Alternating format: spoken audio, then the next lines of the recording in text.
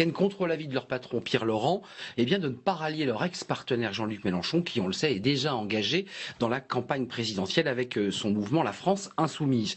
Ils ont donc désavoué, évidemment, leur premier secrétaire, et ils proposent, alors il y a plusieurs options, et on va en parler ce soir, soit une candidature communiste, ou peut-être la possibilité de se rallier, de s'associer avec Arnaud Montebourg, qui peut-être pourrait sortir vainqueur des primaires. Il y a beaucoup de si, évidemment, dans ce débat. On va essayer d'en parler sans détour. Ça sera tranché par les militants du parti. Là, c'était les délégués, et puis le 26 novembre, dans quelques jours, ce seront les militants qui trancheront pour savoir si oui ou non, ils se rallient à Jean-Luc Mélenchon. On parlera d'Arnaud Montebourg, parce que lui aussi, évidemment, mène son petit bonhomme de chemin, et il est engagé dans cette campagne des primaires. Et puis on va s'intéresser à la forme et au fond. Qu'est-ce qui rapproche les communistes d'Arnaud Montebourg? Qu'est-ce qui rapproche les communistes de Jean-Luc Mélenchon? Il y a des débats sur la personnalité de Jean-Luc Mélenchon, puis il y a des débats de fond dont on va traiter évidemment ce soir avec mes invités. Le PC joue sa survie aussi à travers ça, et on va en parler bien entendu avec les questions posées sur les sites forum lcp.fr, le JDD bien sûr, #Sévère et notre page Facebook. Je n'oublie pas tous ceux qui nous écrivent avant, pendant et après notre émission. Laurent Baumel, bonsoir. Vous êtes député socialiste d'Indre-et-Loire. Vous êtes en charge du projet d'Arnaud Montebourg. Il est donc candidat aux primaires. Quand le Parlement s'éveillera, ça c'est votre livre, c'est peut-être votre rêve aussi d'ailleurs, aux éditions du Bord de l'eau. On écoutera votre sentiment sur cette potentialité d'un rapprochement avec Arnaud Montebourg et les communistes. Alexis Corbière, bonsoir. Vous êtes porte-parole de Jean-Luc Mélenchon, donc c'est la France Insoumise. Vous avez suivi de près évidemment l'actualité de ce week-end du côté du Parti communiste. On reviendra sur les petites phrases, notamment citées dans les colonnes du Monde, on en parlera avec vous tout à l'heure. Je présente votre livre parce que c'est important, je parlais des primaires à gauche, il y a aussi des primaires à droite. Le piège des primaires, édition du CERF, et c'est la collection Le Point sur la table. Olivier d'Artigol, bonsoir. Bonsoir. Vous êtes porte-parole du Parti communiste français, conseiller municipal de Pau. Pau, qui est une ville de basket, qui est une ville de rugby. Et puis, voilà, quand vous avez un tout petit moment de libre, vous ouvrez un ordinateur et vous écrivez des livres. François Monclar, Récits de vie, et d'Ovalie. L'Ovalie, c'est le rugby pour les non-initiés. Édition Arcane 17, c'est l'histoire d'un grand rugbyman. Un très beau capitaine d'équipe de France. Un très beau capitaine et qui s'est engagé politiquement. C'est ce que vous racontez dans votre livre. Merci d'être avec nous. Patrick Appel-Muller, bonsoir. Bonsoir. Directeur de la rédaction de l'Humanité. En une, c'est l'Europe et Erdogan, parce qu'il se passe évidemment beaucoup de choses en ce moment en Turquie. Et PC, les raisons d'un vote, voilà, en bandeau. Et vous allez nous décrypter évidemment ce qui s'est passé avec les délégués, qui est en quelque sorte le Parlement du Parti communiste. D'abord, retour sur cette conférence nationale qui, comme on dit, a tourné un peu vinaigre. C'est vrai que dans un premier temps, le premier secrétaire avait indiqué qu'il était plutôt favorable à l'idée de rallier Jean-Luc Mélenchon, mais il a été désavoué par les délégués qui en ont décidé autrement. Regardez ce sujet, il est réalisé avec Maïté Frémont et Marion Châtelain. C'est une belle leçon de démocratie. Bon joueur, Pierre Laurent essuie tout de même un camouflé devant les cadres communistes du parti qu'il dirige. Faut-il, oui ou non, une candidature unique pour la gauche de la gauche? Le vote de la conférence nationale est sans appel. Plus de 53% des cadres refusent de soutenir Jean-Luc Mélenchon à la présidentielle. Je vais continuer d'essayer de convaincre dans les semaines qui viennent de l'option que je partage, mais je le répète, il n'y a aucune dramatisation dans la situation. Il aura fallu 7 heures de discussion avec un seul objectif, celui de rassembler. Et pour beaucoup, la solution ne se trouve pas chez Jean-Luc Mélenchon, accusé de jouer solo. Au-delà du fait qu'il est parti tout seul, hors des cadres démocratiques, c'est que finalement lui-même qui passe son temps à dire qu'il se bat contre le présidentialisme, il fait absolument l'inverse en se comportant en homme providentiel. Je ne vais pas aller voir des grévistes en leur disant qu'il faut aller derrière le populiste Mélenchon qui traite les travailleurs étrangers de bouffeurs de gamelles, de mangeurs de pain des Français.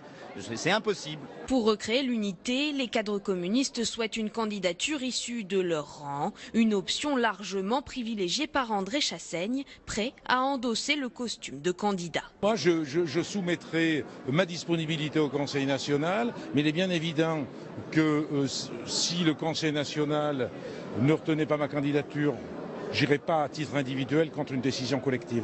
Le dernier mot sera laissé aux 50 000 adhérents du parti. Ils décideront le 26 novembre prochain et diront si Jean-Luc Mélenchon sera, comme en 2012, leur candidat ou pas. Voilà, des images et l'international pour clore cette conférence. Olivier d'Artigol, il s'est passé quand même quelque chose d'assez incroyable, parce que c'est vrai que les journalistes qui suivent la vie politique se sont dit, bon ben voilà, les communistes vont se rallier, vont reconstruire l'alliance qu'ils avaient construite en 2012, et puis patatras, ils viennent désavouer Pierre Laurent, qui dans un premier temps avait plutôt dit que c'était possible, et puis les urnes en ont décidé autrement, à 55,7%.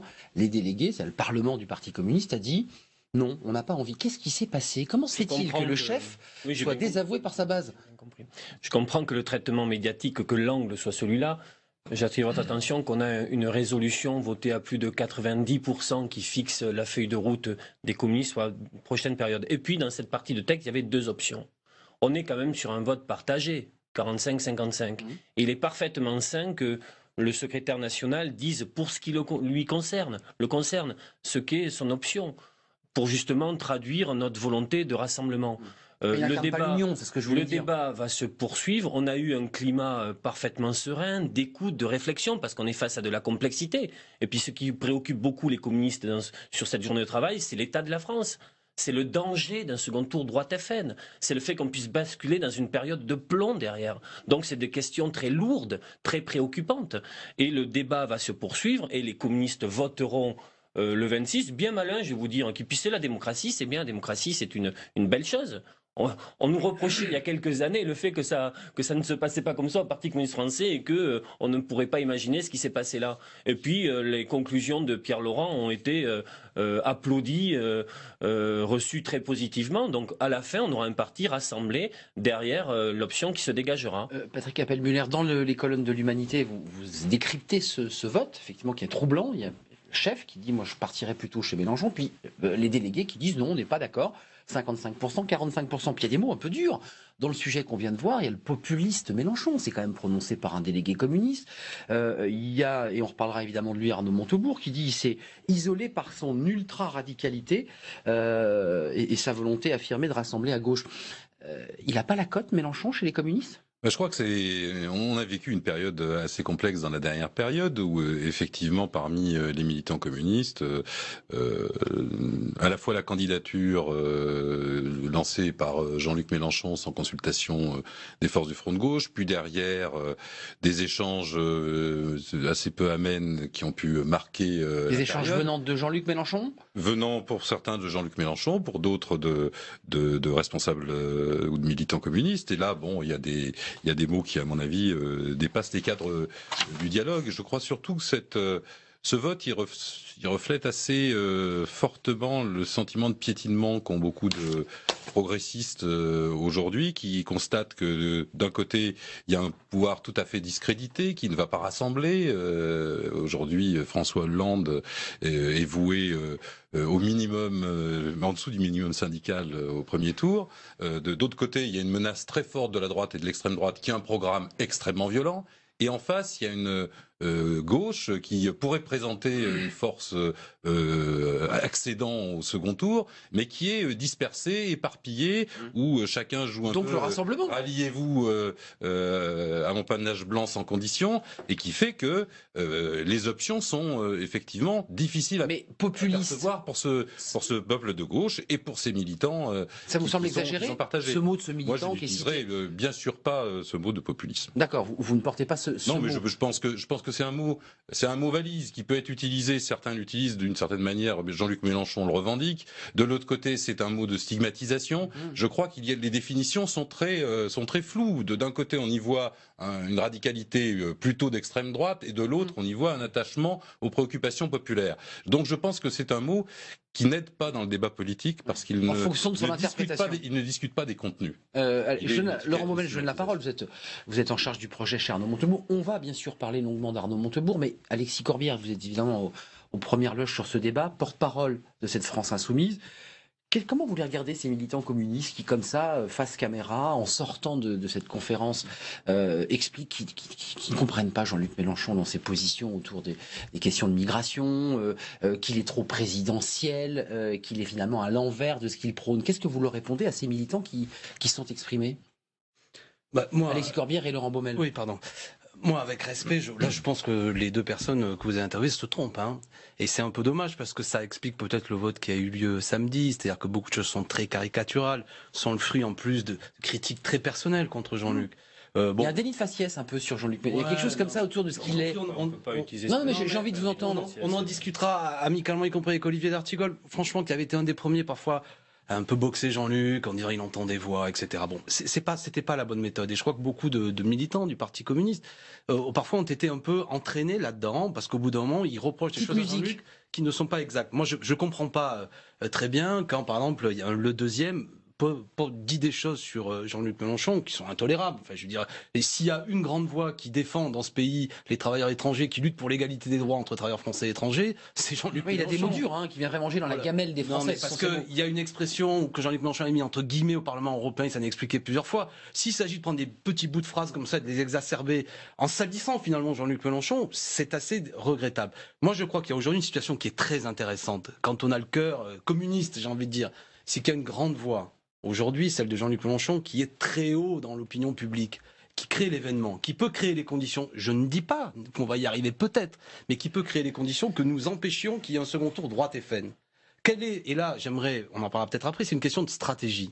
Moi, à qui je veux m'adresser, c'est notamment ceux qui aujourd'hui ne sont pas comptés dans les études d'opinion, la masse des abstentionnistes. C'est la clé de tout. Parce que c'est un débat stratégique d'abord. Arrêtons de nous envoyer, je dirais, des pots de fleurs au visage. Discutons politique tranquillement. La France insoumise, c'est une méthode stratégique. Pour ne pas considérer que l'enjeu, c'est de rassembler ce qu'on appelle aujourd'hui la gauche, qui est très petite, très minoritaire, mais de s'adresser au plus grand nombre pour bousculer le ceux qui ne vont plus aux urnes. Et le faire notamment avec des méthodes, et je termine là-dessus, inspirées, mouvement Podemos, Bernie Sanders aux États-Unis. Élargir la société civile. On peut venir aussi des partis. Bien entendu, il ne s'agit pas de dire, mais c'est plus large, 150 000 personnes nous soutiennent. C'est ça que j'aimerais au moins qu'on discute de ça. Après, on verra si on n'est pas d'accord, mais discutons de ça. Laurent Baumel, on va, je vous donne la parole, parce qu'évidemment, sur les attaques parfois personnelles à l'égard de Jean-Luc Mélenchon, vous allez y répondre. Mais comment vous regardez la prise de position des communistes qui disent, en tout cas des délégués, puisque les militants auront le mot de la fin, on n'a pas pour l'instant très envie d'aller avec Jean-Luc Mélenchon? Moi, je ne suis pas communiste, j'étais pas à cette réunion. Je prétends pas forcément avoir une compréhension de l'intérieur de ce qui se passe. Mon intuition, d'abord, c'est qu'il y a peut-être un arrière-plan stratégique. On n'en a pas encore parlé, mais on y viendra. Il y a quand même une angoisse qui traverse l'ensemble de la gauche, c'est celle de l'élimination au premier tour de l'élection présidentielle. Et je pense quand même que c'est un peu une toile de fond des débats qui traversent le Parti communiste, comme toutes les autres formations. Après, sur la personnalité de Jean-Luc Mélenchon, je pense qu'il y a un sujet, parce que Jean-Luc Mélenchon, c'est quelqu'un de brillant, c'est un intellectuel, c'est un excellent orateur. Tribun, c'est un tribun, et il l'était déjà quand il était au Parti Socialiste. Je l'ai connu, moi, au Parti Socialiste, comme j'ai connu Alexis Corbière à la même époque. Et en même temps, c'est quelqu'un qui, indiscutablement, depuis un certain nombre d'années, a une construction très personnelle. Et la façon dont il s'est projeté dans l'élection présidentielle, dans le fond, il ne procède que de lui-même. Prenez l'argument de ce délégué qui disait... Alors, du coup, je peux comprendre que des gens qui sont attachés à une histoire collective, le Parti communiste, on peut dire ce qu'on veut. C'est une très longue histoire, c'est une histoire collective avec des. Je ne comprends pas cet argument, moi. Mais si, parce que ce qui a fait quand même la réalité du Parti communiste et ce qu'il a fait encore aujourd'hui, je pense, au niveau de ses militants et de ses cadres, c'est quand même d'abord le fait de privilégier une dimension collective. Alors peut-être que ça percute un peu. La façon dont Mélenchon s'y prend percute un peu cette identité-là.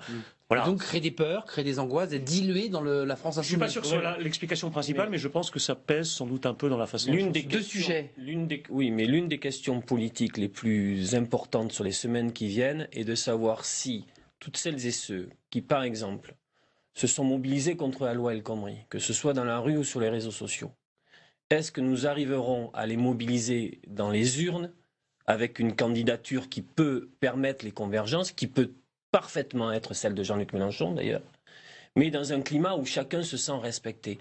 Moi, je ne vais pas faire la liste des amabilités, de ce qui a pu se dire, si, des mots effectivement assez... Non mais oui, mais parce que si moi je suis pour que véritablement on puisse traiter cette question en responsabilité. C'est-à-dire, est-ce que nous allons réussir? On a fait quelque chose de magnifique avec le Front de gauche, c'est ce qui est arrivé de plus beau à la gauche au cours des dernières années, c'est créer une espérance collective.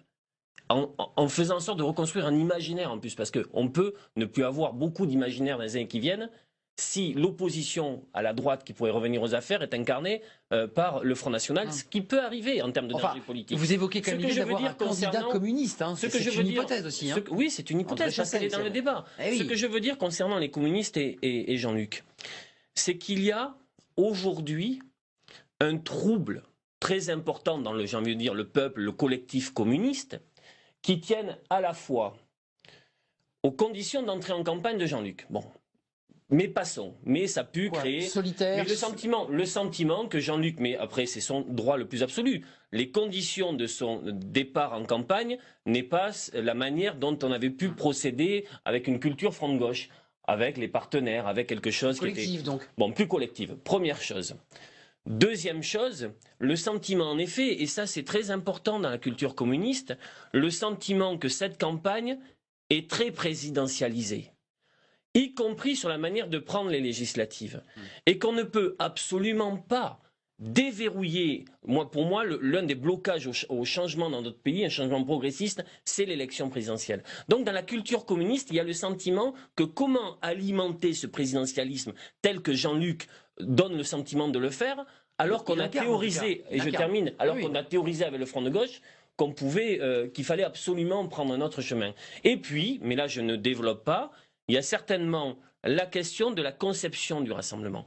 Mais ça, ce sont des débats politiques sérieux. Ça veut dire quoi? Qui a les rênes, qui choisit? Quand Jean-Luc pense, Mélenchon, qu'il n'est pas possible de reconstruire la gauche, que véritablement la messe est dite, que cette notion de gauche a été trop abîmée par les dernières années, notamment le dernier quinquennat, et qu'on oppose le fait de rassembler la gauche au fait de fédérer le peuple, un nombre très majoritaire de communistes pensent aujourd'hui qu'il faut rassembler la gauche, pas avec ceux qui incarnent la politique d'aujourd'hui, tout en fédérant le peuple, les deux. Donc il y a entre nous du débat politique sur des sujets très intéressants, sans qu'on ait pu, ça c'est quand même ballot, en discuter réellement. La fête de l'UMA, par exemple, et ça dans la culture communiste c'est important. Vous parlez pas la fête de l'UMA, vous rencontrez pas, aujourd'hui, pour différentes raisons, moi j'aspire vraiment à ce que Jean-Luc Mélenchon puisse rencontrer Pierre, Laurent, que la discussion puisse, j'ai envie de dire, porter sur la manière de construire une espérance. Pour les communistes, ça ne sera pas le ralliement. Pour les communistes, ça ne sera pas le ralliement à la France insoumise, qui est de fait une nouvelle organisation politique.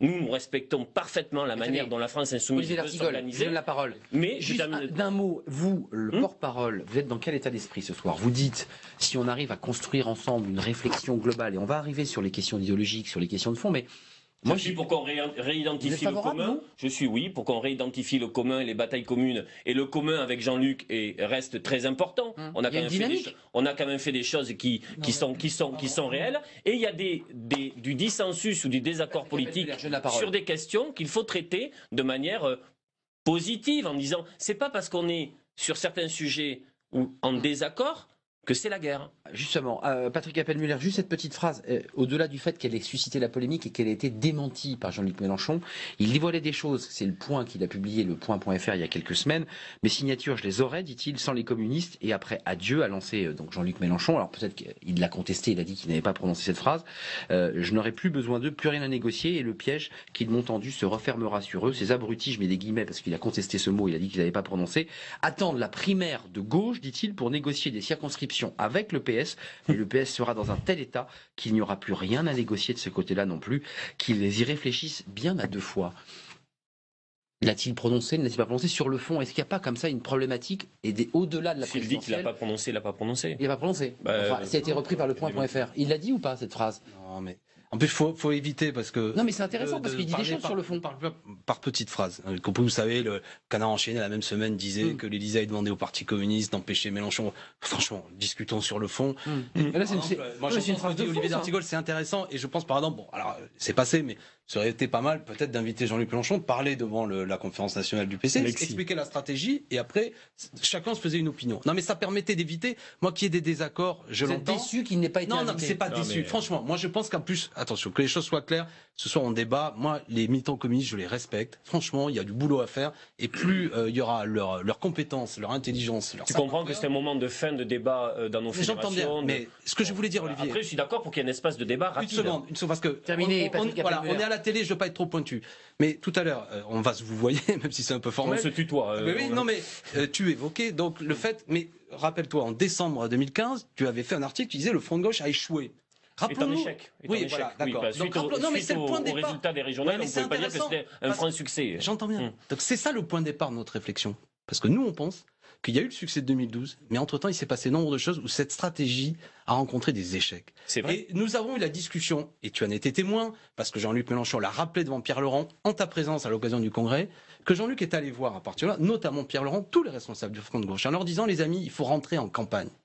Mais il y avait un désaccord, et notamment la direction du Parti communiste français, je parle sous ton contrôle, qui a dit non.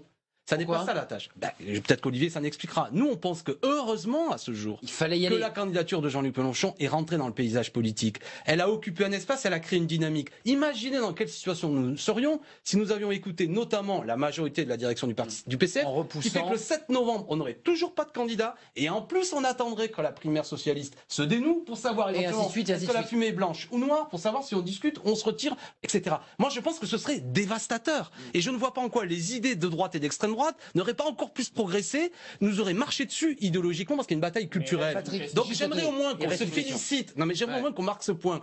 Heureusement que Jean-Luc Mélenchon est rentré en campagne. Combien nous avions raison? Et Laurent Baumel va répondre.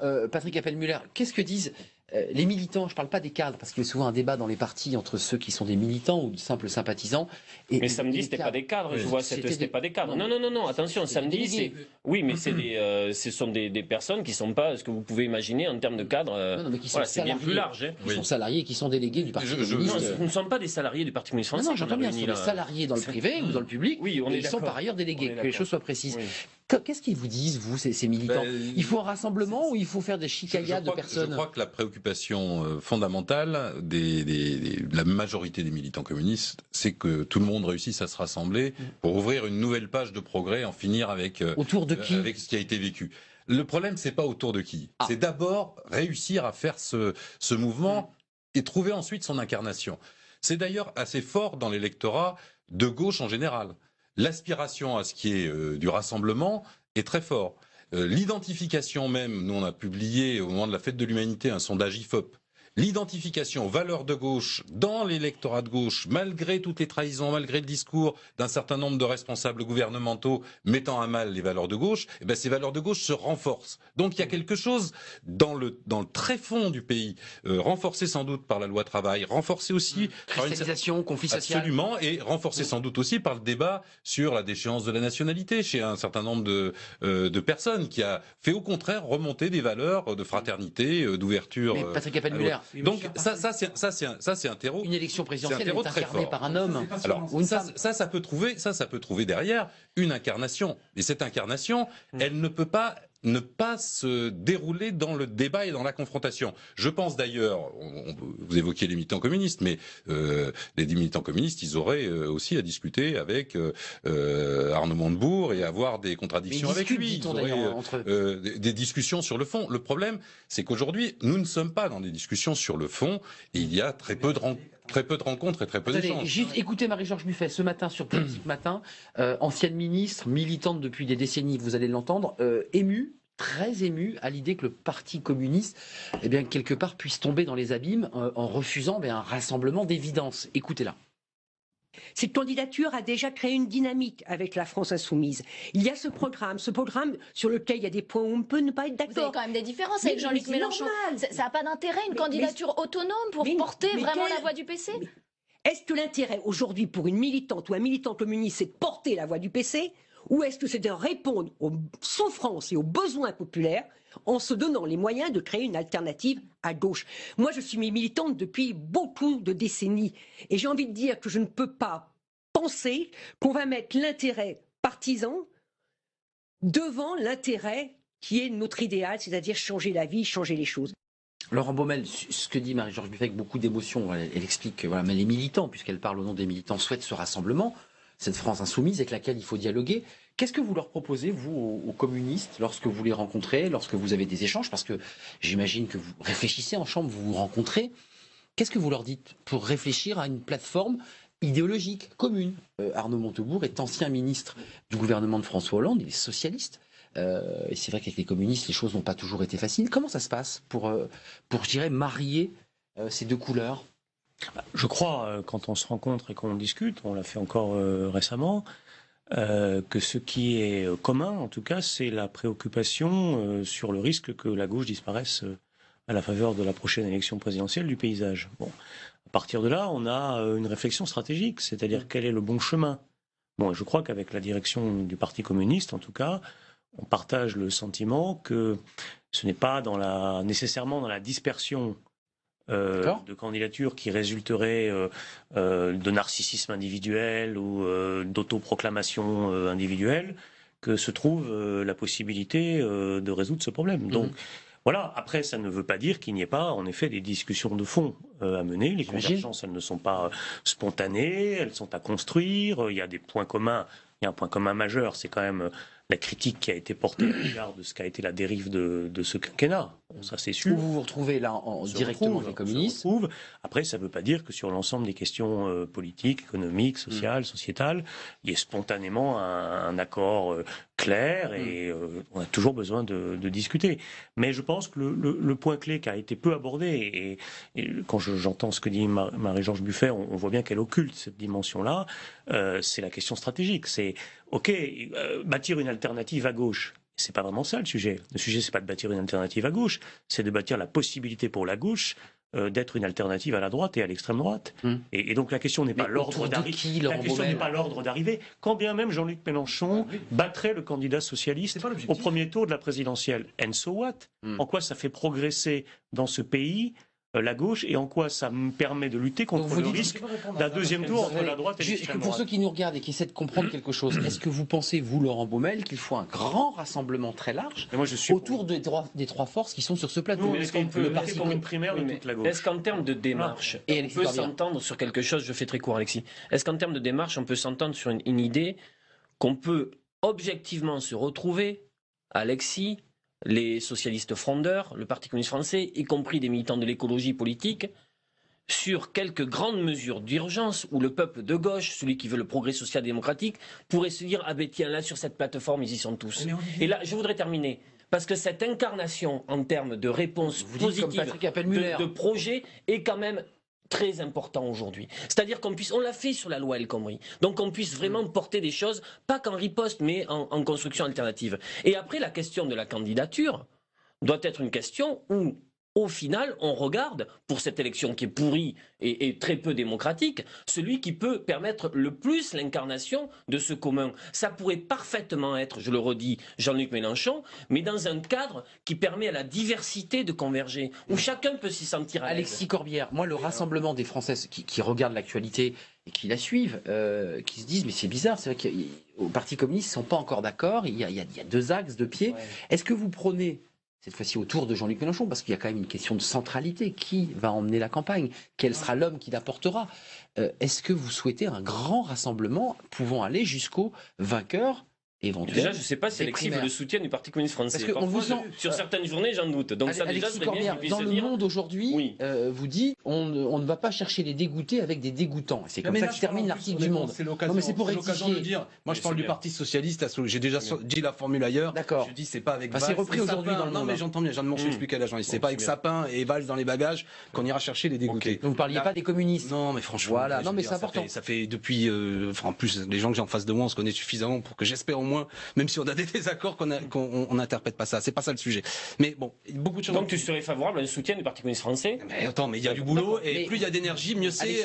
Vous souhaitez ce soutien? Non, la question c'est la stratégie. Oui. Attendez, pardon. J'aimerais reprendre là parce que il est dit. Alors je vais essayer beaucoup de choses, mais moi je réponds à ça. Le problème c'est pas la division. Le problème, observons aujourd'hui que ce qu'on appelle la gauche, même si on l'additionne, est minoritaire. On ne va pas diriger le pays, on ne prendra pas le pouvoir si on est minoritaire. La question c'est comment nous nous adressons à ces millions d'abstentionnistes. Aujourd'hui, il y a 20 points de moins qui avaient voté à gauche en 2012 qui a disparu. Où sont-ils? Moi, je dis, quand je regarde les études, c'est essentiellement les milieux populaires aujourd'hui qui ont une grande distance. Et là, je reprends l'expression dégoûté-dégoûtant, qui sont quand même, qui ont un rapport difficile avec les organisations traditionnelles. Ce que je dis, et là, c'est un élément de réponse à Olivier et puis un peu Patrick, c'est que c'est pas en leur disant, grande nouvelle, on s'est mis d'accord avec le Parti socialiste, avec tel, que ça va créer une dynamique. De ce point de vue-là, on n'est plus dans les années 70-80, où il y a des cheptels électoraux et quand on les additionne, ça marche plus comme ça. Moi, je crois que c'est ça qu'il faut entendre. C'est pour ça qu'y compris, j'accepte le terme. Un militant disait de populisme, mais y compris créer des forces politiques qui s'adressent au peuple, qui effectivement dit y compris aux partis traditionnels, comprenez ce que nous sommes en train de faire avec la France insoumise. Aidez-nous, voilà. Il faut forger une organisation politique dans laquelle vous avez des gens qui disent moi je veux pas adhérer à un parti, je ne veux pas, pour plein de raisons. Parce que les gens n'aiment plus les partis. Mais par contre, je suis disponible. Si avec les réseaux sociaux on peut faire des trucs, moi quand j'ai commencé à militer, il fallait des réunions le soir, c'est fini. Les gens peuvent sur internet faire des choses et rédiger une petite partie. Nous on a 150 000 personnes qui sont mobilisées, 70 000 qui ont voté. Non mais attendez, bon, ça, est-ce qu'on le fait? Et moi j'aimerais, je répète ce que je disais tout à l'heure, on peut bousculer le paysage politique. Mélenchon, s'il est aujourd'hui autant en dynamique, c'est pas parce qu'il est le meilleur, le je sais pas quoi, et tous les talents qui lui ont été reconnus. C'est qu'il y a une stratégie qui va avec. Et c'est ça que nous dit Marie-Georges Buffet. Ne laissons pas passer cette Je suis d'accord sur l'idée. Attendez, donc c'est ça qu'il faut faire. Vous y compris Olivier, tu vois, moi c'est ça dont je veux discuter avec les communistes. Alors je suis d'accord sur l'idée qu'il faut faire du neuf et qu'il y a besoin de changer le logiciel et que la crise des politiques, la crise frappe aussi les partis politiques, bien évidemment. C'est ça la France. Mais ce que je veux dire aussi, c'est que tout en trouvant des nouveaux chemins pour l'implication citoyenne, etc. Nous, on a fait quelque chose de remarquable, le Parti communiste français. J'ai vu que ça a été parfois... Allez, je vais de l'avant, on va pas sur les choses qui ont parlé, mais notre enquête sur 65 000 personnes qui ont rempli ce questionnaire que demande le peuple à la fête de l'UMA, c'était un événement politique et populaire considérable. Ce que je veux dire, c'est que pour ce qui les concerne aussi, les partis politiques peuvent aussi faire des choses positives. Regardez le groupe parlementaire à l'Assemblée. Vous dites pas la même chose, je suis désolé. Regardez le groupe parlementaire à l'Assemblée. Mais Olivier, là tu nous vends le bilan positif des élus communistes. Mais c'est très important. Le fait qu'on puisse construire un groupe parlementaire communiste, progressiste, socialiste critique, France insoumise pour la prochaine législature est quelque chose de très important. Ça serait un point d'appui important. Vous pensez déjà